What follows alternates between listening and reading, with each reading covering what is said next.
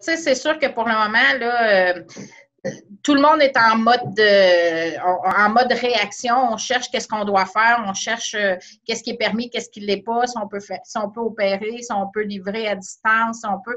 Fait que, tu sais, les répercussions, on va peut-être les voir plus à long terme. Il y a déjà des grosses répercussions, là, dans le fond.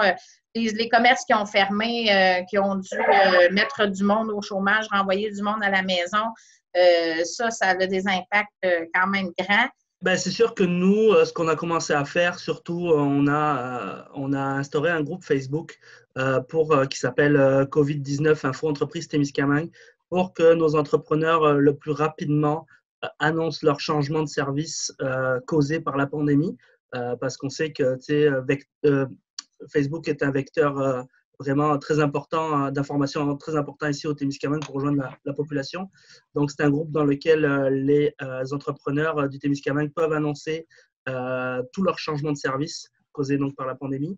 À la suite de ça, c'est sûr que nous, on reste à l'écoute de tous les entrepreneurs s'il y en a qui ont des questions, parce que le gouvernement fédéral, notamment, a mis beaucoup de choses en place pour aider les entrepreneurs et les employés. On pense notamment à la prestation canadienne d'urgence. On pense au programme de crédit aux entreprises. On sait que la BDC est là aussi. Donc, il y a beaucoup de choses qui se mettent en place graduellement chaque jour. Ce qu'il faut comprendre, c'est que là, le gouvernement annonce des gros montants, beaucoup de mesures. Les modalités de ces mesures-là ou de ces montants-là ne sont pas toutes expliquées, ces modalités-là. Fait qu'au fur et à mesure que ça change, nous, on met à jour la page web. Si on va sur le site de la SDT.com, là, il y a vraiment un onglet COVID qui est mis en place pour que les entreprises peuvent s'y retrouver ou les individus qui ont droit au chômage ou à certaines de ces mesures-là. Ça, c'est le premier élément.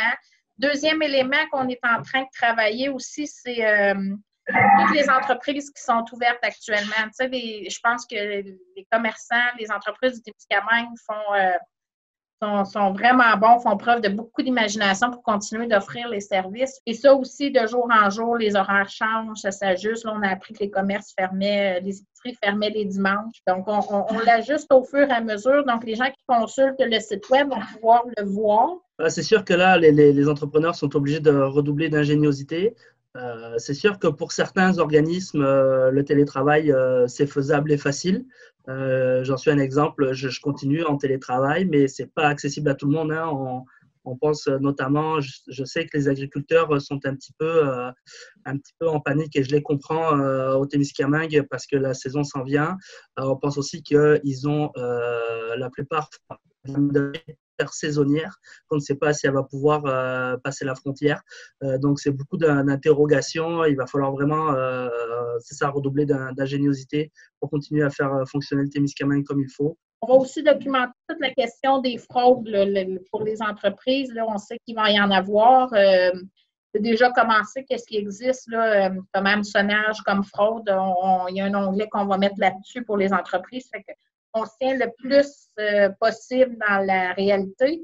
Et on va commencer aussi à mettre l'information sur l'après-COVID. Tu sais, comment relancer l'économie, à quoi va falloir que les entreprises pensent. Fait qu'il y a beaucoup d'éléments, beaucoup de chantiers qui sont mis en place en même temps. Tous sont accessibles via notre site web. Puis, tu sais, on se rend compte, on le voit déjà dans le télétravail, la majorité des personnes font du télétravail. Puis là, on se rend compte que, on dirait combien de fois on va en réunion à Rouen par semaine, alors que maintenant, on les fait toutes en télétravail, ces rencontres-là. Fait que, tu sais, il y a de l'innovation juste là. On sait qu'il y a des services de santé qui sont offerts en ligne, des psychologues, des psychiatres. Le premier ministre annonçait ça aujourd'hui, des consultations en ligne par téléphone. Je pense que l'économie va se transformer. De quelle façon, je ne sais pas, mais ce qui est important, c'est de se dire que nous, chez nous, on a des commerces qu'il faut encourager, qu'il va falloir continuer d'encourager. Fait que si on ne veut pas que ça soit comme ça à l'année, bien, continuons d'acheter chez nos gens, puis encore plus en situation de crise comme maintenant. C'est peut-être l'occasion de prendre des habitudes qui vont durer par la suite.